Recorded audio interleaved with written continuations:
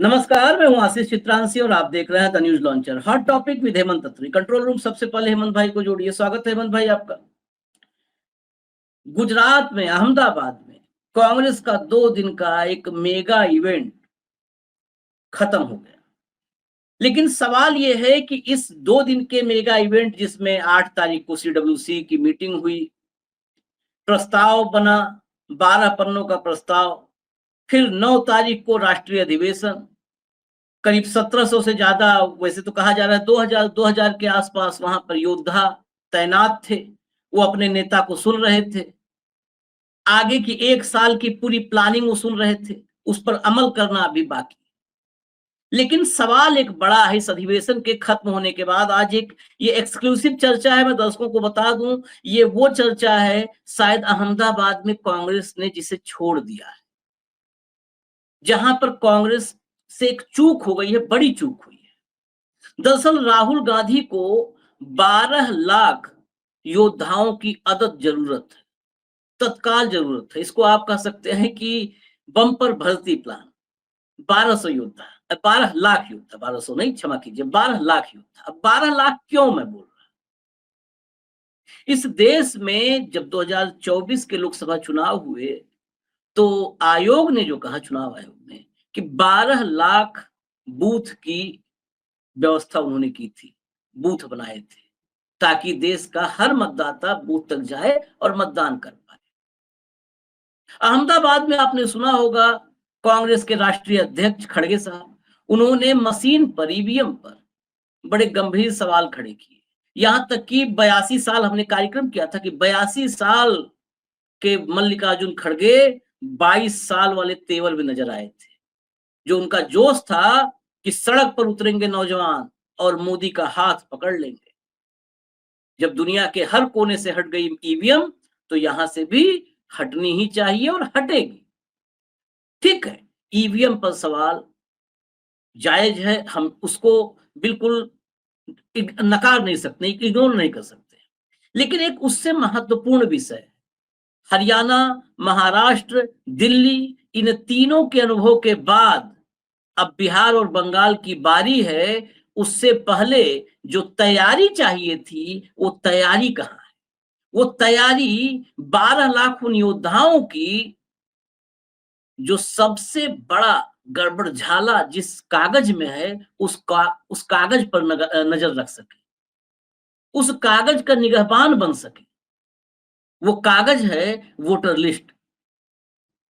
हरियाणा और महाराष्ट्र में, हरियाणा में तो पकड़ में नहीं आया, महाराष्ट्र में कांग्रेस ने पकड़ा, लेकिन एक चिट्ठी लिख करके इतिश्री कर दी, अपना काम पूरा कर लिया।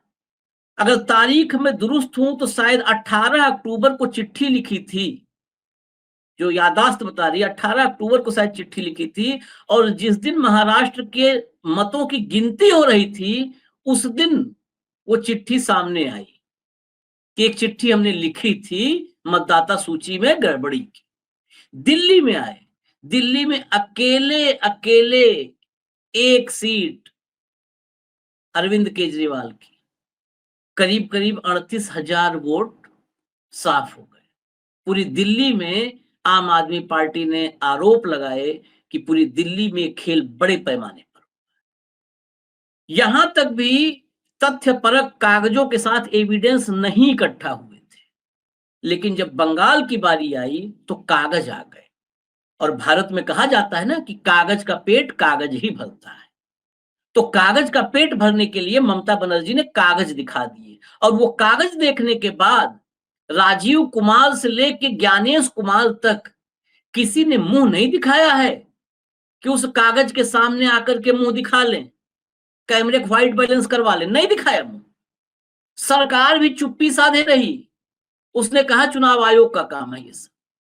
अरे कहीं चुनाव आयोग होनोलुलु से आदमी नहीं लाता है, यही सरकारी सिस्टम के लोग लगते हैं उसमें।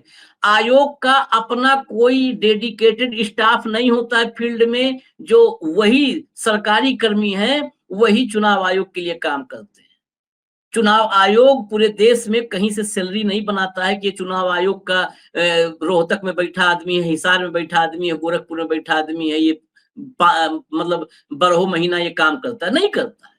असली खेल वहां पे था। उस पर चर्चा नहीं हुई। उसका पूरा भीतर का क्या इसका उधड़ बुन है, ये मकड़जाल क्या है, इस मकड़जाल को समझते हैं और इसमें तकनीकी रूप से क्या होना चाहिए था जो चूक हुई है राहुल से। ठीक है, जो उत्साह से लबरेज थे, तालियां बजा दिया हमने, ठीक है, अच्छी बात है, विपक्ष जोश में आ रहा है, लेकिन चूक कहां हुई वो बताना भी जरूरी है। और हमें लगता है हमारा दायित्व तो है, भले उसके लिए हमें गाली खानी पड़े। हेमंत भाई, सीधा आपके पास, ये क्या है 12 लाख योद्धाओं का जो इस्तेमाल होना है वो कैसे होना है और कहां चूक हुई है, स्पेसिफिक मैं एकदम पिन पॉइंट तथ्यों के साथ जानना चाहता हूं। आशीष भाई नमस्कार आपको, सारे दर्शक साथियों को। और जैसा कल हमने वायदा किया था कि असली खेल जो चूक हुई है उसका कल जिक्र करेंगे, तो अपने वायदे के मुताबिक हम दर्शक साथियों के सामने मौजूद उपस्थित हैं। बेसिकली क्या है कि जो सबसे बड़ा खेल हो रहा है देश के अंदर, वो 2-3 तरह का खेल है। एक तो है डेटा मैनिपुलेशन का खेल, उस पर मैं बाद में आऊंगा। पहला खेल जो है वो वोटर लिस्ट मैनिपुलेशन का खेल है। डेटा मैनिपुलेशन के जरिए बड़े से बड़े नेता को टारगेट करके हराते हैं, उस पर मैं आऊंगा स्पेसिफिकली। पहले खेल है वोटर लिस्ट का। वोटर लिस्ट की मैनिपुलेशन में क्या खेल हो रहा है, और ये खेल ऐसा नहीं कि पकड़ा नहीं है। केजरीवाल ने स्पेसिफिकली कंस्टिट्यूएंसी वाइज ये बताया कि किस किस कंस्टिट्यूएंसी में कितने वोट काटे जा रहे हैं, कितने लोग जोड़े जा रहे हैं फर्जी तरीके से, और वहां की पूरी डेमोग्राफिक किस तरीके से बदली जा रही है। लेकिन तब तक चुनाव प्रक्रिया शुरू हो चुकी थी और उनको देर हो गई, तो बीजेपी अपना खेल करने में कामयाब हो गई। लेकिन आप जानते हैं ममता बनर्जी बहुत ही श्रूड पॉलिटिशियन, और उसको पता है कि अगर चुनाव हार गई तो क्या गत करेगी बीजेपी, ये उनको भली बात ही पता है, तो वो सजग है पहले से। तो उन्होंने क्या किया कि उन्होंने लोगों को आगाह कर दिया कि वोटर सूची में, अपने पूरे बंगाल के कार्यकर्ताओं जो उनके जो वोटर्स है, कि हर एक व्यक्ति वोटर सूची में अपना नाम सत्यापित कर ले, नंबर 1। क्यों कहा उन्होंने कहा कि एनआरसी और सीए के नाम पर वैध जो मतदाता है उनके नाम काटे जा सकते हैं और फर्जी मतदाताओं के नाम जोड़े जा सकते हैं। और उन्होंने फर्जी मतदाताओं के ऐसे एड्रेसों की एक लिस्ट दे दी जिसका वही जो एपिक नंबर जो वोटिंग कार्ड होता है, वही नंबर हरियाणा में और वही नंबर बंगाल में। तो वो जो वोटर मिले फर्जी, वो हरियाणा और गुजरात के थे मैक्सिमम। और आपने बिल्कुल ठीक कहा, उसके बाद चुनाव आयोग को सांप सूंघ गया और ज्ञानेश कुमार जी नए नए आए थे, उनको ये कहना पड़ा कि नहीं, हम इसको 1 महीने के अंदर सॉर्ट आउट करेंगे। ये है इसकी बैकग्राउंड। अब आप इसके पूरे कानूनी और तकनीकी पहलुओं पे आइए, और कांग्रेस से कहा चूक हुई। कांग्रेस ने कहा कि साहब ईवीएम में गड़बड़, जो खड़गे साहब ने कहा, और वो सारी बातें सुप्रीम कोर्ट में जा चुकी हैं, तमाम तरह के इलेक्शन कमीशन तमाम वो कर चुका है। वो चीजें आज भी कोई उसको स्वीकार करने को तैयार नहीं है, चाहे वो वीवीपैट की गिनती का मामला हो, चाहे कुछ भी। उसमें एक सवाल सदा रहेगा कि जब आपने गिननी ही 5 वीवीपैट है कंस्टिट्यूंसी में, तो फिर आपने सब मशीनों पे वीवीपैट लगाई क्यों हजारों करोड़ रुपया बर्बाद किया देश का? उसमें ना सुप्रीम कोर्ट कुछ बोलता है ना चुनाव आयोग बोलता है। छोड़ दीजिए, हम उन टेक्निकलिटीज में जाएंगे। हम मूल में आना चाह रहे हैं आशीष भाई, और वो बीजेपी की वो कौन सी टेक्नोलॉजी है जो श्योर शॉट जीत की गारंटी है? वो है वोटर लिस्ट मैनिपुलेशन पहली और डेटा मैनिपुलेशन दूसरी। और इसको अपन सिद्ध करके दिखाएंगे कि ये क्या है। बेसिकली कांग्रेस की गलती कहां है कि जो भारत का रिप्रेजेंटेशन ऑफ पीपल एक्ट है, उसके अंदर चुनाव आयोग ने एक व्यवस्था कर रखी है। चुनाव का जो प्रक्रिया है ना वोटिंग लिस्ट की, उसमें BLO, block level officer, booth level officer से लेकर के एईआरओ, ईआरओ, डीईओ और सीईओ, ये हायरार्की है। मतलब बूथ से लेकर के स्टेट तक ये हायरार्की है। ब्लॉक, बूथ, उसके बाद ब्लॉक, उसके बाद तहसील, जो भी उनकी जो एडमिनिस्ट्रेटिव वो है, हर जगह पे कर्मचारी। जो रिप्रेजेंटेशन ऑफ पीपल एक्ट है, जनप्रतिनिधि कानून, उसमें क्या है कि वोटर लिस्ट बनवाते समय हर स्टेज पर हर मान्यता प्राप्त राजनीतिक दल की भागीदारी करना जरूरी है। भागीदारी करना, और वो कैसे करते हैं, उनको क्या क्या अधिकार है? बूथ लेवल असिस्टेंट बोलते हैं उनको, बूथ लेवल एजेंट बोलते हैं, BLA। वो हर एक पार्टी हर एक बूथ के लिए अपना ना केवल एक नॉमिनेट करती है, बल्कि अपने जो जिले का जो प्रिजाइडिंग अफसर होता है, जो सब डिवीजन का, उनको बाकायदा लिस्ट जाती है कि इस बूथ पे हमारा फला व्यक्ति है, इस बूथ पे हमारा फला व्यक्ति है। तो वो व्यवस्था क्यों है शीश भाई, वो समझनी पड़ेगी। वो व्यवस्था इसलिए है कि किसी भी बूथ पर कोई भी नाम कटना है, मान लीजिए आपने कोई एड्रेस बदल लिया, आप कहीं और शिफ्ट हो गए, किसी की डेथ होगी, या उस एरिया में कोई नया व्यक्ति रहने आ गया, तो बूथ लेवल जो एजेंट है उसका काम है वो जो पूरी की पूरी प्रक्रिया होगी वोटर लिस्ट फाइनलाइजेशन की, उसमें ये बूथ लेवल एजेंट सबसे बड़ी रीढ़ की हड्डी है किसी भी राजनीतिक दल की, जिसके पास अगर कोई अपना कार्ड रहे तो, और कोई राजनीतिक दल सीरियस है। तो बूथ लेवल एजेंट का काम क्या है कि आपत्ति जो वो करेगा उस पर तुरंत सुनवाई होगी। तो किस बात पर सुनवाई होगी? कोई भी नया नाम जोड़ने पर, कोई भी नया नाम काटने पर, और हर आपत्ति की जांच अधिकारी द्वारा करके उसको संतुष्ट किया जाए। मान लीजिए आशीष चित्रांशी की मैंने चिट्ठी लिख दी कि वो यहां से चले गए, बूथ लेवल एजेंट अगर वहां पर है वो कहेगा ना नहीं गए हैं, चलो मैं दिखा के लाता हूं, जो केजरीवाल ने करके दिखाया शाहदरा के अंदर और तमाम।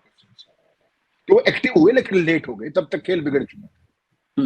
अब महाराष्ट्र असेंबली के अंदर जैसा आपने जिक्र किया, महाराष्ट्र असेंबली में विधानसभा और लोकसभा के बीच में 48 लाख नए वोटर आ गए।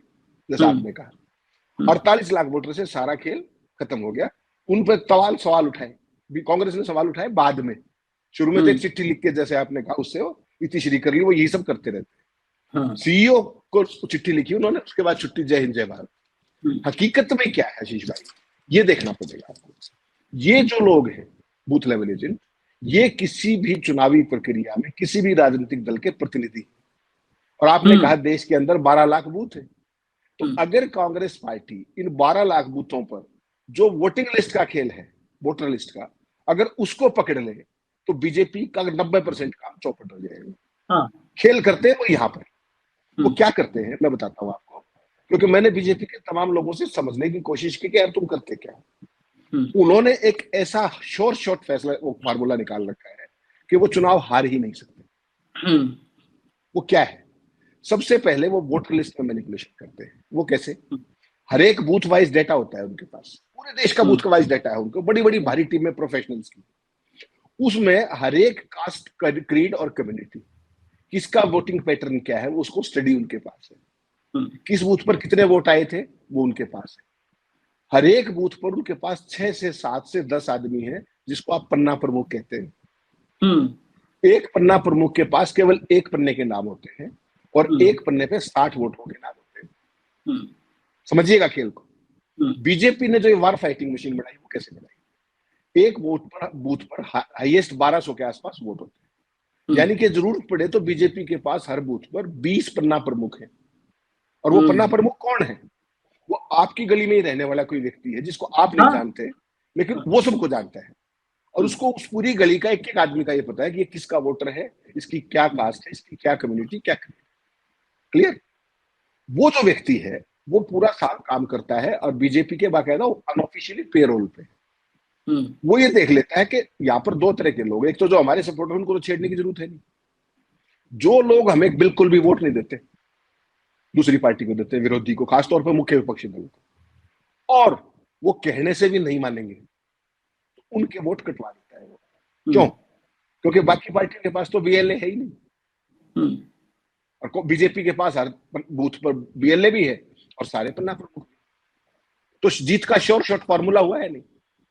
वो पहली बात तो जो लोग वो उसको वोट नहीं डालते उसका वोट कटवा देंगे, और फिर भी चूंकि उसको अपना बूथ जिताना है, फिर भी बात नहीं बन रही कटवाने के बाद भी, तो वो नहीं जुड़वा देगा उसमें अपने लोगों को। एक चीज ये होगी। दूसरा ये क्या करते हैं, पहला बात तो ये होगी वोटर लिस्ट मैनिपुलेशन, जो ये पन्ना प्रमुखों के जरिए करते हैं। इसलिए मैं कहता हूं आपने 12 लाख कहा, लेकिन लोग ज्यादा चाहिए, क्योंकि इनके पास तो 60 व्यक्तियों पर एक पन्ना प्रमुख है, लेकिन आपके पास तो बूथ लेवल एजेंट भी नहीं। जो आपने कहा ना कि 12 लाख होने चाहिए, वो तो नहीं है, उसमें भी मैं आऊंगा। दूसरा ये करते हैं वोटर लिस्ट मैनिपुलेशन होगी। डेटा मैनिपुलेशन का मैंने बता दिया कि उनके पास सारे देश के हर कंस्टिट्यूंसी का, हर वार्ड का रिकॉर्ड है उनके पास, कि वहां का वोटिंग प्रेफरेंस क्या है, वोटिंग पैटर्न क्या है। और फिर वो बूथ वाइज होमवर्क करते हैं कि कितनी वोट कहां पर काटी जानी है, किन किन की काटी जानी है, और किन की नहीं जोड़ी जानी है अगर जरूरत पड़े तो।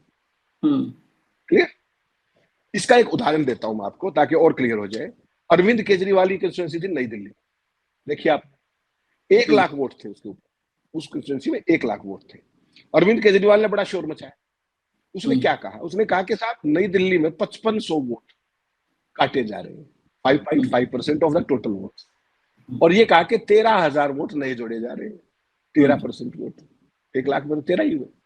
तो कितना खेल हो गया? 18.5% का। 18.5% का खेल होते ही हुआ क्या? 4,089 वोटों से हार गए केजरीवाल। क्यों? क्योंकि वो देर से जागे। उनकी शिकायत क्या थी? कि जो प्रवेश साहिब सिंह वर्मा जिन्होंने उनको हराया, उनके सरकारी घर के एड्रेस पर 33 वोट बनाने की एप्लीकेशन दी गई थी। चीखते रहे, चिल्लाते रहे, तमाम उन्होंने एड्रेसेस दिए सरकारी कोठियों के, बीजेपी के नेताओं के, बीजेपी के मंत्रियों के, सांसदों के, इनके घर से इतने इतने वोटों को बनवाने की बात है। कुछ हुआ? कुछ नहीं हुआ। ममता बनर्जी ने यहीं से क्लू ले लिया। उन्होंने 2 टूक बता दिया कि सारे बंगाली अपनी वोट चेक कर ले, नंबर 1, और जरूरत पड़ी उन्होंने ये भी कहा कि चुनाव आयुक्त कार्यालय में फर्जी ऑनलाइन वोट बनाए जा रहे हैं, मतदाता सूचियां बनाई जा रही है, और उन्होंने अपने पूरे सिस्टम को एक्टिवेट कर दिया बीएलए के। तो राहुल गांधी ने ये तो कह दिया कि मैं डिस्ट्रिक्ट लेवल पे ये करूंगा, जिलाध्यक्षों करूंगा, उस पर तो बाद में है। लेकिन जो मूल जड़ है बीमारी की, वो है वोटर लिस्ट मैनिपुलेशन। उसका वो क्या करें? उसके लिए उनको, जिसका आपने जिक्र किया इंट्रोडक्शन में, उनके लिए वो जरूरी है कि बूथ लेवल पर हर जगह एजेंट हो, और जो लगातार पार्टी का ना केवल डेडिकेटेड कार्यकर्ता हो, उसके पास समय भी हो, वो समय निकाल भी पाए और चीजों पर नजर भी रख पाए। इसका सबसे बड़ा कार्ड बताता हूं आपको। कांग्रेस पार्टी, बीजेपी तो देखिए बड़ी प्रोफेशनल पार्टी है, आरएसएस है, बीजेपी, इनके पास एक पूरा सिस्टम है, संसाधन है, सब कुछ। कांग्रेस पार्टी के पास ना कुछ, सब कुछ नहीं। कांग्रेस सबसे बड़ी गलती और क्या करती है, एक तो पूरी नीचे से ऊपर तक गुटबाजी में बटी हुई है। आशीष चितरंसी पूरा जोर लगा करके टिकट ले भी आए, तो उनको टिकट कब मिलेगी? नॉमिनेशन शुरू होने से बीच में किसी भी दिन टिकट की घोषणा होगी, हो सकता है नॉमिनेशन खत्म होने से 1 घंटा पहले आपको बताया कि फार्म भर दो। तो आप तो पिछले 6 महीने से अपनी वोट के चक्कर में लगे हुए थे, आपने बूथ की वोट तो संभाली नहीं, आप तो अपनी टिकट ढूंढ रहे थे, और बूथ लेवल एजेंट आपके पास है नहीं। तो वो बाकी खेल तो पन्ना प्रमुख कर चुके हैं ना सारा। हाँ, हो चुका। समस्या क्या है कि एक तो कांग्रेस पार्टी और विपक्षी दलों के पास उतने संसाधन नहीं है, उतना कार्डर उनके पास नहीं है कि जो बूथ लेवल एजेंट के तौर पर अपनी नियुक्तियां कर सके स्थायी तौर पर, एक। और दूसरा, जहां पर बीजेपी की सरकार है वहां इस खेल को करना बहुत ही आसान है, क्योंकि सारी ब्यूरोक्रेसी उनकी, ब्यूरोक्रेसी उनके अंडर काम करती है। तो ऐसे में विपक्षी दलों को और ज्यादा सक्रिय और सजग होने की जरूरत है कि वोटर लिस्ट की मैनिपुलेशन ना हो। और इसका फॉल आउट देखिए आप क्या है। बीजेपी शर्तिया चुनाव जीतती है, आपने तमाम राज्यों में घूमे आप। पहले क्या होता था कि किसी कंस्टिट्यूंसी में कोई व्यक्ति चुनाव जीता तो बड़े बड़े जुलूस निकलते थे, विजय जुलूस। जिला स्तर पे सारे कैंडिडेट्स के जुलूस निकलते थे, स्टेट लेवल पे अलग से जुलूस निकलते थे। जब से ये डेटा मैनिपुलेशन की टेक्नोलॉजी आई, वोटर लिस्ट टेक्नोलॉजी आई मैनिपुलेशन की, राजीव कुमार जी के सौजन्य से, उसके बाद आपने किसी राज्य में जीत का जुलूस निकलते हुए देखा है? मध्य प्रदेश से लेकर के 2 सबसे बड़े उदाहरण है, 2 मध्य प्रदेश राजस्थान तक तो लोग भूल जाएंगे। 2 सबसे बड़े उदाहरण हैं जहां पर इतनी जोरदार जीत मिली। हरियाणा में उम्मीद नहीं थी, वहां तो महाजश्न होना चाहिए था। पहले तो होली खेली जाती थी, काउंटिंग के दिन जिलों पर होली टाइप का माहौल हो जाता था, रंग गुलाल उड़ता था। हरियाणा में मातम था जिस दिन नतीजे आए और भाजपा जीती, भाजपाइयों में मातम था, कोई जुलूस नहीं हुआ। महाराष्ट्र में जीतने के बाद इंतजार करते रह गए लोग, कि हम लोग भी इंतजार कर रहे थे कि इनका विजय जुलूस तो देख लें। सन्नाटा। मुझे लगता है प्रत्याशी जीतने के बाद अपने सीधे घर चले गए और किवाड़ बंद कर लिए होंगे शायद, क्यों वो कार्यकर्ता बीच नजर नहीं आए। नहीं तो जीतने के बाद तो ले कंधा उठाना, घोड़े बैठाना, हाथी बैठाना, क्या क्या हुआ करता था, रंग गुलाल अबीर, एकदम सन्नाटा पसरा। इस पे मैं एक क्लेम कर दूं आपको। परिणाम आते ही उत्सव मनते थे, जुलूस निकलते थे, सारी बातें होती थी। आज जब परिणाम आता है तो लोग हतप्रभ रह जाते हैं कि ये क्या हो गया, हुआ क्या, शॉक्ड।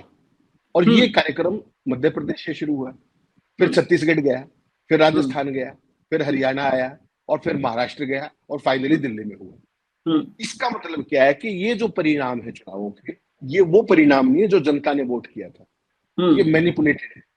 तो राहुल गांधी को बीमारी की असली जड़ समझ में नहीं आई, या कांग्रेस पार्टी को नहीं आई, या वो इस पर ध्यान देना नहीं चाहते, या वो अपनी कमजोरी को स्वीकार नहीं करना चाहते। हकीकत ये सभी विपक्षी दलों पर है। और बीजेपी के पास चूंकि संसाधन इतने हैं, मैन पावर इतनी है कि वो कुछ भी करने में सक्षम है। जब आप 60 वोटर्स के ऊपर एक व्यक्ति बिठा सकते हैं तो आपके सोचिए उनके पास कितनी बड़ी ताकत है। और एक चीज और बता दूं आपको, ये जो आरओज होते हैं ना जिला स्तर पर, सब डिविजनल लेवल पे रिटर्निंग ऑफिसर, ये रह करके चिट्ठियां लिखते हैं फॉर्मेलिटी के लिए ही सही, राजनीतिक दलों को, कि आप अपना बीएलए नियुक्त कीजिए, हमारे पास भेजिए, और वो बैठे ही रह जाते, कोई भेजता ही नहीं उनके पास चिट्ठी। ये है असली बीमारी की जड़। तो अगर आपको बीजेपी की, जो मैं कहता हूं ना, वार फाइटिंग मशीन से लड़ना है, तो आपको शुरुआत यहां से करनी पड़ेगी, नीचे से। बूथ पर आपका डेडिकेटेड असिस्टेंट हो। पन्ना प्रमुख की तो आपकी हैसियत नहीं है, उतने लोग आपके पास नहीं है, उतने संसाधन नहीं है, तो बूथ लेवल एजेंट तो हो ही सकता है, सक्रिय कार्यकर्ता।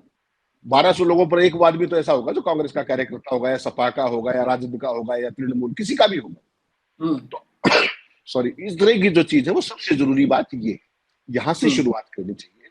उसके बिना गुजारा नहीं है, क्योंकि ईवीएम को कोई मानेगा नहीं, तमाम तरह के प्रेशर से। 7 ईवीएम को लेकर कितने घोटाले हो चुके हैं, आप बताइए। जो कंपनियां बनाती है, उनके जब मशीन को कैलिब्रेट करने की बात आती है किसी चुनाव में, तो कौन लोग आते हैं? सबको पता है, प्राइवेट ठेकेदार के लोग होते हैं। हाँ। वो उसको मशीन को चार्ज भी करते हैं, अपडेट भी करते हैं, सिंबल लोडिंग भी करते हैं, सारा खेल वहां पर भी होता है, लेकिन उसको स्वीकार कौन करे? तो आप वहां तक जब नहीं जा सकते, सुप्रीम कोर्ट ने ऑर्डर भी कर दिया कि सारी इनकी मेमोरी दिखाइए, ये दिखाइए, बंट मेमोरी दिखाइए, आज तक दिखाई क्या किसी को? तो मैं कह रहा हूं, वो बड़ी बातें हैं जो उन्होंने मैनिपुलेट वो कर चुके हैं सुप्रीम कोर्ट के साथ और जहां से भी चुनाव आयोग के साथ। लेकिन ये वोटर लिस्ट वाला तो आप रोक सकते हैं ना। यहाँ तो प्रोवाइडेड आपके पास अगर विल पावर है, आपको चुनाव की समझ है, आपको देश की वोटिंग पैटर्न की समझ है, और आप चुनाव लड़ने के लिए गंभीर है, तो आप ये काम कर सकते हैं। केजरीवाल ने किया, लेट हो गए, लेकिन ममता ने, आपने देख लिया कब से शुरू हो गई है वो। क्यों? क्योंकि वो प्रोफेशनल है, डाई हार्ड है, उसको पता है अगर चुनाव हार गए तो ये तुम्हारा क्या करे। ये केवल बात समझने की है। तो कांग्रेस पार्टी को जो असली बीमारी की जड़ है, ट्रीटमेंट वहां से शुरू करना पड़ेगा, ना करके जिला पर। जिलाध्यक्ष की आपने कल भी बात की, आपने मेरे से सवाल पूछा था, उसको मैंने आज के लिए रोका था। कल मैंने कहा था कि कल जवाब देंगे। कांग्रेस पार्टी की सबसे बड़ी प्रॉब्लम आशीष भाई क्या है? गुटबाजी। वो दिल्ली से शुरू होती है, स्टेट पे रहती है, लेकिन अगर आपने किसी स्टेज पे अगर जिलाध्यक्षों को ताकत देने की बात की टिकट देते समय, तो आप समझिए जिलाध्यक्षों का भी वही हाल होगा जो दिल्ली में और स्टेट्स में होता है। एक सबसे बड़ा काम होगा वो कि गुटबाजी। राहुल गांधी 2 गलतियां पहले कर चुके हैं। यूथ कांग्रेस का चुनाव उन्होंने कराया था, याद होगा ना आपको, और एनएसयूआई का। वो जो यंग कार्डर्स थे, वो सारे के सारे शुरुआत की पॉलिटिकल कैरियर में ही आज वो फला गुटका है, वो इस गुटका है, वो इस गुटका है। वो कांग्रेस के ना रह करके हर राज्य में वो गुटों के। तो आपने उनकी जो यूथ कांग्रेस, जो नए बच्चे आते हैं, उनमें भी गुटबाजी पहले दिन से कर दी, चुनाव करा करके।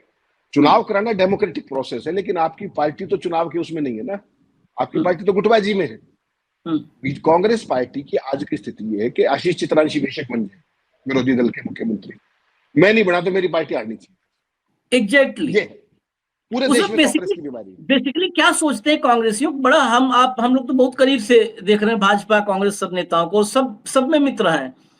यहां पर आता है कि अगर एक बार मेरी जगह कोई और बन गया मुख्यमंत्री तो मेरा तो करियर खत्म, भाजपा वाला बन जाएगा तो हम तो जिंदा रहेंगे ना, अगली बार फिर हम ही झंडा उठाएंगे। यही सोच, या तो मैं बनूंगा, या मेरा बेटा बनेगा, या मेरा कोई रिश्तेदार बनेगा। इसके अलावा बेशक बीजेपी का बन जाए, मुझे कोई चिंता नहीं, या तो मैं बनूं या बीजेपी बन जाए, कोई बात। तो राहुल गांधी ये बहुत बड़ी गलती करने जा रहे हैं। अगर जिलाध्यक्ष पर अगर वो चीजें होने लगी कि बूथ टिकट का फैसला, ये सारा, या तो वो अपनी जो मूलभूत कमियां है काडर की, जब कांग्रेस में समस्या क्या है आशीष भाई, कि नेता ज्यादा है, कार्यकर्ता कोई बचा ही नहीं। और बीजेपी में समस्या दूसरी है। बीजेपी में आप कैंडिडेट का बेशक नाम भी मत बताओ, कमल का फूल पर्याप्त है। आज एक ऐसी पूरी की पूरी जो उनकी अच्छी बात है वो बतानी पड़ेगी, बतानी चाहिए। उन्होंने अपने काडर को, चाहे वो भगत सेना चाहे कोई भी, अपने काडर की ट्यूनिंग तो की है ना, ओरिएंटेशन तो की है ना। वहां पर जो भी बीजेपी का आदमी कैंडिडेट टिकट लेके जाएगा, वो किसी एक्स वाई या जेड का नहीं होगा नेता, वो बीजेपी का कैंडिडेट है। तो राहुल गांधी के लिए ये बहुत बड़ी चुनौती ये है कि क्या वो चुनाव लड़ाने में केवल कांग्रेस के कैंडिडेट को दे सकते हैं, एक्स वाई या जेड का कैंडिडेट ना होकर के। ये है सबसे बड़ी चुनौती, और इसकी शुरुआत उनको बूथ लेवल से करनी पड़ेगी, नीचे से ऊपर तक। और ये जो जब तक वो गुटबाजी को खत्म नहीं करेंगे, वो एक अलग कहानी है। ईवीएम वाला मामला अलग है, वीवीपैट का मामला अलग है, लेकिन ग्रास रूट से अगर आपकी वोटर लिस्ट में खेल हो गया, फिर तो आप कभी चुनाव जीत ही नहीं सकते। जो काइंड ऑफ पैराफर्नेलिया जो उनके पास है, जो संसाधन उनके पास है, जो उनके पास मानव शक्ति है, जो मैनिपुलेशन की शक्ति है, कौन चुनाव जीत जाएगा बता दीजिए। तो शुरुआत बूथ से करनी पड़ेगी आपको, ना कि दिल्ली से। बूथ पे अगर आपने ये तय कर लिया एक अभियान चला करके कि जैसा आपने कहा 12 लाख अगर आपके पास वो लोग हैं, तब आप कहीं जाके पन्ना प्रमुख वगैरह की सोच सकते हैं किसी और नाम से। वरना आप भूल जाइए चुनाव जीतने का, क्योंकि BJP is a war fighting machine. All kinds of resources, all kinds of man power, all kinds of manipulation, उसमें कैसे जीतोगे? ये चीज समझने की है जो हमने कल रोकी थी, ताकि आज इस पे खुल के चर्चा करें। नहीं असली नहीं, बीमारी यहां है, उपचार कहीं और कर रहे हैं। ये बड़ा महत्वपूर्ण। अब आपने कहा ना कि यहाँ पर तो पता चलता है कि कमलनाथ के लिए है ये चुनाव।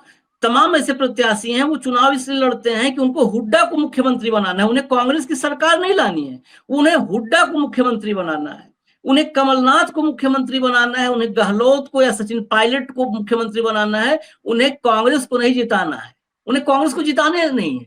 ऐसे बहुत सारे हैं। भाजपा में ऐसा नहीं है, भाजपा में मतभेद नहीं है, ये भी बात मैं कहूं। भाजपा में तो इतने खेमे हैं, इतने खेमे हैं। महाराष्ट्र में चले जाइए आप, महाराष्ट्र भाजपा में एक, भाजपा में एक बीजेपी एनसीपी है। बीजेपी एनसीपी की जो इंपोर्टेड, अच्छा यहाँ पर तो बिना आयात शुल्क के, बिना टैरिफ के इंपोर्ट होता है, तो कोई टैरिफ लगा नहीं है। तो एनसीपी वाले जो आए हैं उनका अलग एक धड़ा है, वो अपना एक अलग गुट है, बीजेपी एनसीपी। शिवसेना से जो आए हैं, इंपोर्ट हुए हैं, बीजेपी शिवसेना। बीजेपी संघ, जो संघनिष्ठ बीजेपी है, वो संघ वाली बीजेपी संघ। बीजेपी मोदी, जो मोदी को ही ईश्वर माने बैठे हैं, वो मोदी वाली बीजेपी अलग है। तो तमाम धड़े बटे हैं। लेकिन दिक्कत वहां पर एक दिक्कत नहीं है। वो नहीं, जो दिक्कत है वो ये है कि वहां पे दो ही नेता हैं, नेता सिर्फ मोदी और शाह है। जब कितना भी गुट हो, जब यहां से आदेश हो जाता है, तो अगर चाहे भी ना कि बीजेपी फडणवीस वाली बीजेपी, खड़से वाली बीजेपी को निपटाना चाहे, हिम्मत नहीं होगी निपटाने की। कि अगर हार गए तो मुर्गा बना दिया जाएगा। ये खौफ, लेकिन दो ही नेता है, बाकी सब कार्यकर्ता है। घर के अंदर कुछ भी कह ले, किसी गाली दे ले, लेकिन जब उनको ड्यूटी पर लगा दिया गया ना, तो धूप हो, आंधी हो, पानी हो, ओला गिर रहा हो, फिर वहां पर उनको खड़ा रहना पड़ता है। यूपी में चले जाइए आप, यूपी में बीजेपी में भयंकर गुटबाजी है। ऐसा नहीं है गुटबाजी नहीं, भयंकर गुटबाजी है। मैं जिले जिले की अगर बात करने लगूं, एक जिले मैंने एक दिन चर्चा कर दी थी, तो तमाम भाजपा नेताओं को फोन आ गया कि अरे आपने तो बहुत जबरदस्त कर दिया, ये कोई बताता नहीं है, अंदर की बात आपने खोल दी। तो जिले जिले में गुटबाजी है, भयंकर गुटबाजी है। लेकिन अच्छा, वो सारे गुटों को मैं निजी तौर पर जान रहा हूं, लेकिन उन गुटों के साथ भी ये है कि जब दिल्ली का आदेश हो जाता है ना, तो खुशी करे, नाराजगी करे, हंस के करे, रो के करे, फिर वो अपना सब कुछ झोंकते हैं। क्योंकि वो उनके लिए क्या है, वो कहते हैं भाई साहब, अगर गलती हो गई और ये खबर वहां तक चली जाती है, बहुत तगड़ा नेटवर्क है इन सबका, ऐसे ही कहते हैं, इन सबका बहुत तगड़ा नेटवर्क है गुजरातियों का, फिर तो हम पार्टी में नहीं रह पाएंगे। और पार्टी में रहना है हमें, आज नहीं तो कल हमें अपना फ्यूचर देखना है, काम धाम देखना है। तो वो ड्यूटी में लग जाते हैं। मध्य प्रदेश में देखिए, मध्य प्रदेश में क्या गुटबाजी नहीं है? हर जगह गुटबाजी है। लेकिन वो गुटों से ऊपर एक ऐसा सुपर पावर स्टेब्लिश है। यहाँ पे राहुल को ही कहा ना नेताओं ने कि हमारी पार्टी में कौन लोग हैं जो हमारे नेता को कामयाब नहीं होने देना चाहते। यहाँ राहुल को ही निपटाने में लगे हुए हैं। राहुल गांधी को चुनाव नहीं हराया है, राहुल गांधी को स्मृति ईरानी से चुनाव नहीं हरवा के दिखाया। ये वही था, वही था। आशीष भाई, आप समझिए बात को, टारगेट करके आप जिसको चाहे उसको हरवाने में बीजेपी सक्षम।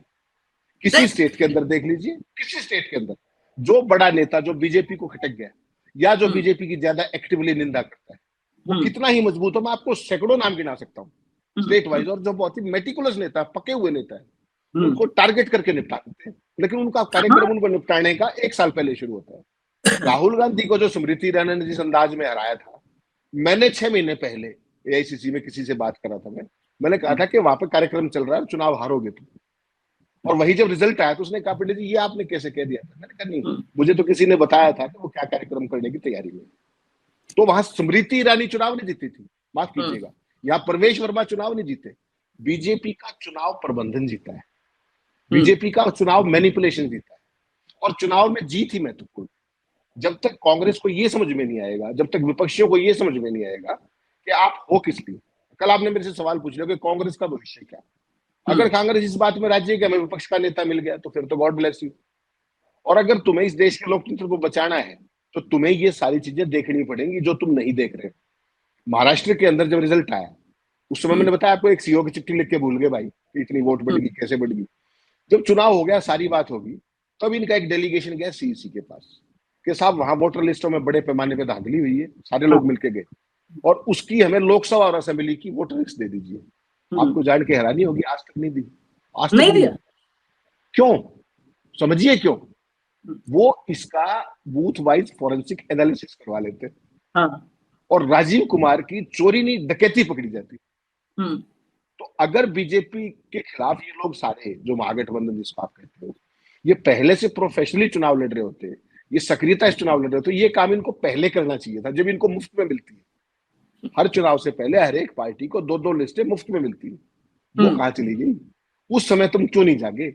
ये साफ दिखाता है कि इनके पास संगठन की कमी है, नंबर 1। इनके पास इच्छा शक्ति की कमी है और इनके पास चुनाव लड़ने के लिए जो वार फाइटिंग मशीन चाहिए वो नहीं है।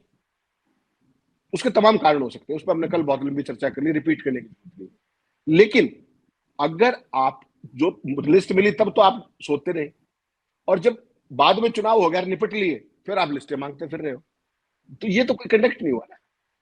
बीजेपी में कोई ऐसा करता है क्या? कारण कुछ भी हो, देखिए एक बात आपको मैं हमेशा एक बात कहता हूं, जिसका जो ड्यू है वो जरूर देना चाहिए। मोदी और शाह ने जिन भी कारणों से, जैसे भी एजेंसियां हैं कुछ है, लेकिन उन्होंने पार्टी को एक ऐसी दिशा तो दे दी है ना कि जहां पर पार्टी का कैंडिडेट सर्वोपरि है, किसी इंडिविजुअल की कोई औकात नहीं, चाहे सत्ता तंत्र के जरिए ही हो। आप क्यों नहीं कर सकते ऐसा? और नहीं कर सकते तो पॉलिटिक्स छोड़ दीजिए। आज विपक्ष के पास देश में लोकतंत्र बचाने की चुनौती है, इसलिए उनको अपने छोटे वेस्टेड इंटरेस्ट छोड़ करके देश के बारे में सोचना पड़ेगा। और जो पार्टी बूथ पर एक बूथ लेवल एजेंट नहीं लगा सकती, और उसकी ताकतें क्या है सुनिए आप, बहुत इंपॉर्टेंट ताकत है उसको, इलेक्शन कमीशन और रिप्रेजेंटेशन ऑफ पीपल एक्ट की ताकत है। वो क्या है कि वो नाम जुड़वाने के लिए, कटवाने के लिए वोटर लिस्ट की किसी भी समय जांच करने का अधिकार है उसको। वो तो बहुत क्रुशियल व्यक्ति है, वो राजनीतिक दल द्वारा नामित किए जाते हैं और उनका नाम बकायदा आरओज को दिया जाता है। यहाँ पर आरओ चिट्ठी लिख रहा है, आप किसी को जवाब नहीं देते। आपका जिले पे संगठन, हरियाणा में 11 साल से पार्टी का संगठन नहीं है। राहुल तो कहते जिले लेवल पे करूंगा, हरियाणा में तो स्टेट लेवल पे अध्यक्ष को छोड़े कोई है ही नहीं, किसी जिले पे कोई नहीं, अध्यक्ष ही नहीं है, अध्यक्ष नहीं है माय डियर ब्रदर। अक्टूबर में रिजल्ट आया था, अब तक विपक्ष का नेता नहीं है। जिन महोदय के नेतृत्व में जो आपने जिक्र किया 75 सीटों से 37 पे 36 पे आ गए कांग्रेस, वो अध्यक्ष आज भी जिंदाबाद है, उसको भी नहीं लाया अब तक। तो ये तो पार्टी थोड़ी धर्मशाला चल रही है। बीजेपी में कभी देखा है आपने ऐसा? धर्मशाला की हालत ये है एनजीओ है ये।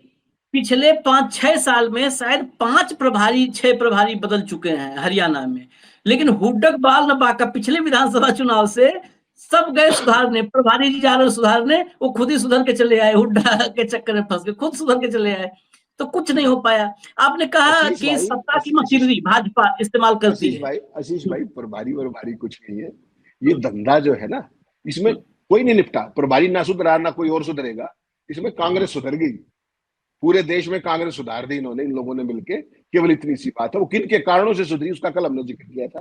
कितने बीजेपी के पेरोल पे है, कितने अपने जिलों को जानते हैं, कितने अपने स्टेट में कितनी सीटें हैं, ये भी नहीं पता बहुतों को। प्रभारी बना हेमंत भाई, बिहार का प्रभारी देखा आपने कौन है? हाँ, अभी देखा बिहार का प्रभारी कौन है?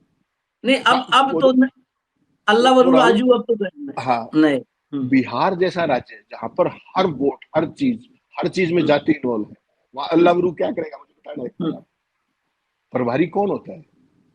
हरियाणा के अंदर प्रभारी कोई था, लेकिन चुनाव के लिए 2 जाट प्रभारी बाहर से ले, क्यों? एक मैसेजिंग देनी होती है। आप अल्लाह वरू के जरिए कितनी वोट ले लेंगे भाई बिहार में? वो बिहार की भाषा समझता है, बिहार वाले उसकी भाषा समझते हैं। बिहार में आपका एलआई कौन है? लालू यादव, ठीक, उनका बेटा। वो अल्लाह वरू को क्या जाने, वो खड़ा भी नहीं होने देंगे उसको। और प्रभारी के ऊपर कितनी जिम्मेदारियां होती है, अपनी कौन कौन सी सीट मुझे चाहिए, उस पर उसको पूरा होमवर्क चाहिए। वो कब करेगा? जब उसको लोकल भाषा का पता होगा, इंटेक्ट कर पाएगा। तो कांग्रेस पार्टी में तो बस कोई किसी का करीब और प्रभारी हो गया, छुट्टी। वो उस राज्य में जाए ना जाए, वहां की भाषा बोल पाए, समझ पाए, कोई बात नहीं। केसी वेणुगोपाल पूरे देश का संगठन प्रभारी है, जो हिंदी का है नहीं जानता, बताओ क्या करोगे आप? कर लो, क्या करोगे आप? लड़ने चले हो बीजेपी से। और सारी चुनौती इसमें और बड़ी बात, साउथ में तो कांग्रेस कम ज्यादा है ना, सारी चुनौती इसी काउ बेल्ट में है। सारी हिंदी पट्टी में चुनौती है, हिंदी पट्टी में चुनौती है, और संगठन आपका एक ऐसे व्यक्ति के पास है जो हिंदी कहा नहीं जान रहा। अब वो समझिए, आपने एक बात और कहा कि सत्ता संसाधन सब कुछ इस्तेमाल करना जानती है, उनके पास है। कांग्रेस के पास भी तो कर्नाटका में था, कर्नाटक में था, लोकसभा चुनाव में क्या लेके आए? कर्नाटक परफॉर्म किए होते तो शायद सत्ता में नहीं होते। हिमाचल में था, हिमाचल में सत्ता थी, साफ शून्य। ये जहां पर सत्ता है वहां भी नहीं कर पाते इनको। उसकी वजह क्या है? आपने कहा ना कि बिल्कुल वार फाइटिंग मशीन नहीं है। मैं कहता हूं है कांग्रेस के पास, लेकिन हर मशीन पे एक ऑपरेटर होता है। कांग्रेस की मशीन का जो ऑपरेटर है वो शाम होते ही अपना मशीन खुदे बंद करके सो जाता है, कहता हो गया ना ड्यूटी, अब कौन देखने आ रहा है, मशीन बंद करो सो जाओ। अलग अलग राज्यों में नाम गिनाना आप शुरू करें हम लोग एक एक आदमी का। उत्तर प्रदेश चले जाइए, उत्तर प्रदेश में एक नेता बच पाया है और राज्यसभा में भी रहते हैं, प्रमोद तिवारी है। प्रमोद तिवारी की दोस्ती समाजवादी पार्टी से भी है। प्रमोद तिवारी रामपुर खास अपनी सीट है, बिटिया उनकी वहां से जीत जाए, सपा भी वहां कैंडिडेट नहीं देगी, गठबंधन कांग्रेस से ना हो, कांग्रेस सपा गठबंधन ना हो तो भी कांग्रेस सपा एक सीट निकलवा देती है। ये सेटिंग ही तो है। आप कांग्रेस छोड़ करके सेटिंग दूसरे पार्टियों से इतना किए हो कि हमारी राजनीति बरकरार रहे। बचा खुचा, आप आ रहा हूं वो फाइनल कमेंट आपसे लेने, बचा खुचा कहूंगा तो और चुभेगा। प्रियंका गांधी जी प्रभारी बनी, उन्होंने संदीप सिंह और धीरज गुज्जर को पूरा सौंप दिया उत्तर प्रदेश। उत्तर प्रदेश में खत्म हो गई कांग्रेस, 2% पे आ गई है, 2% पे आ गई। दिग्विजय, जब तक दिग्विजय 10 साल चलाए मध्य प्रदेश, 27 बाहर हो गए। 27 बाहर होने के बाद भी दिग्विजय जब तक नाम के रूप में आगे थे मध्य प्रदेश में, विपक्ष में ही सही कांग्रेस सरवाइव कर रही थी। विधानसभा चुनाव में ठीक ठाक सरवाइव कर जाती थी, लोकसभा चुनाव में एक आध सीट पाती थी। कमलनाथ को आपने आगे किया, उन्होंने पूरा पूरा सापट कर दिया, पूरी जमीन एकदम कहते ना जोत करके और फिर समतल कर दिया, एकदम साफ कर दिया, खत्म। अब कमलनाथ वही कमलनाथ है ना कि चुनाव के बाद कहां खड़े थे, भाजपा दरवाजा नॉक कर रहे थे तो दरवाजा नहीं खोले, सब दरवाजे से ही गार्ड नहीं कह दिया कि निकलो जगह नहीं है यहाँ पे। और अभी भी कमलनाथ मध्य प्रदेश कांग्रेस में कम खुराफात थोड़ा करते हैं। जीतू पटवारी से मीटिंग में भिड़ गए हैं। तो ये तो बहुत सारी चीजें हैं। हाँ, आप फाइनल कमेंट जो आप बोलने वाले थे। मैं वो कह रहा था कि कल आपने बड़ी एक इंटरेस्टिंग क्लिप दिखाई थी, मैंने बाद में उस पर रिसर्च किया जो शो के आपने 5 वो स्पीकर दिखाए ना, छोटे छोटे क्लिप, उसमें एक जो स्पीकर था वो कानपुर का था, और वो राहुल जी को दहाड़ दहाड़ के कैसे कह रहा था कि राहुल जी जो जिला अध्यक्ष है वो चुनाव नहीं लड़ना चाहिए, वो ये नहीं करना चाहिए, उसका ये नहीं होना चाहिए, उसकी ये क्वालिफिकेशन होनी चाहिए। मतलब वो पार्टी संगठन पर टारगेट कर रहा था एक खास अंदाज में। और राहुल जी, सोनिया जी और प्रियंका, वो अपने क्या नाम है, खड़गे साहब ताली बजा रहे थे वहां बैठ के, राहुल तो फोन पे मैसेज ढूंढ रहे थे उस टाइम पे कोई। तो वो जब बोल रहा था स्पीकर, तो ये सारे भूल गए कि उस उत्तर प्रदेश की प्रभारी तो प्रियंका गांधी है, तो तुम कह किसको रहे हो? तो ये मैं जो कहना चाह रहा हूँ, अब नहीं है ना, अब तो अविनाश पांडे हो गए। जब तो थे ना, उस समय तो थे ना, जिस समय की वो बात कर रहे थे, जिस घटना का रेफरेंस वो दे रहे थे, वो मैं उसकी बात कर रहा हूँ। उस समय प्रियंका जी प्रभारी थी। तो सवाल केवल ये है कि जिसके सामने, जो मैं ही तो दोषी हूं और मेरे ऊपर ही आप कोर्ट में एप्लीकेशन लगा रहे हो कि भाई साहब आप इसका फैसला कर दीजिए, तो इतना दुर्दांत तो मैं नहीं हो सकता ना कि अपने जो चीफ जस्टिस थे जो आजकल राज्यसभा में है, केवल उनको ये बर्दाश्त था कि वो अपनी केस का अपने खुद ही सुनवाई करके खुद ही फैसला कर दिया था गोगोई साहब, और किसी को तो इतना है नहीं। तो बेसिकली कांग्रेस पार्टी को असली मूल में जाना पड़ेगा कि जिलाध्यक्ष विलाध्यक्ष बाद की बात है, आपके यहाँ नेता ज्यादा है, कार्यकर्ता कम है, थोड़ा सा संगठन पे ध्यान दे लो, थोड़ा बूथ पे ध्यान दे लो, और नीचे से ऊपर तक जब तक नहीं चलोगे तब तक बात नहीं बनने वाली।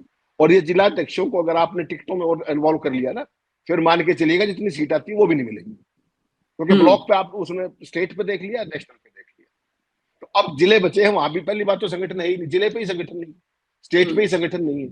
राहुल तो कह रहे हैं कि हम जिलाध्यक्ष पे ताकत देंगे, हरियाणा में तो स्टेट की भी कार्यकारिणी नहीं 11 साल से, कर लीजिए आप क्या करेंगे। तो बहुत सारी कांग्रेस पार्टी में वो है। कांग्रेस पार्टी, माफ कीजिएगा, आज की तारीख में पॉलिटिकल पार्टी नहीं, एक एनजीओ के तरीके से चल रही है। मैंने धर्मशाला शब्द गलत कहा, ये एक एनजीओ है जो मर्जी आ गया चला गया, कोई फर्क नहीं पड़ता, कुछ नहीं, आइडियोलॉजी, कल आप आए हो परसों टिकट ले लीजिए, कोई समस्या नहीं है। तो बीजेपी की वॉशिंग मशीन अलग चीज है, कांग्रेस पार्टी की फाइट लाइन्स अपनी जगह। अगर देश के अंदर लोकतंत्र को बचाना है तो सारे विपक्ष को, ये सारी, ये मैं और आप बात करें, ये कांग्रेस के लिए नहीं, ये सारे विपक्षी दलों के लिए, जो जहां पर जितना मजबूत है उसकी वहां जिम्मेदारी है कि बीजेपी के खिलाफ अगर आपको जीतना है तो ये चलेगा आपका नीचे से ऊपर तक। और बिना बूथ लेवल एजेंट के आप कभी कामयाब नहीं हो सकते जब तक आप वोटर लिस्ट की मैनिपुलेशन को इफेक्टिवली नहीं रोकते हैं। इतनी सी बात थी आशीष। बिल्कुल बिल्कुल। और ये पूरे विपक्ष के लिए इसलिए भी बहुत महत्वपूर्ण है कि हमने अभी कांग्रेस के ही हार पर चर्चा की। मध्य प्रदेश, छत्तीसगढ़, राजस्थान और हरियाणा होते हुए हम महाराष्ट्र तक गए। लेकिन उससे पहले मुझे याद आ गया तो याद दिला दूं, अखिलेश यादव 2022 के चुनाव में हारने के बाद उन्होंने बड़ा एक आरोप लगाया था, गंभीर आरोप लगाया। उस समय मुझे लगता है पहली बार ये इस पैमाने पर आरोप लगा था कि मतदाता सूची से उन्होंने कहा कि हजारों हजार मतदाताओं के नाम उड़ा दिए गए जो समाजवादी थे, जो हमारे समर्थक थे।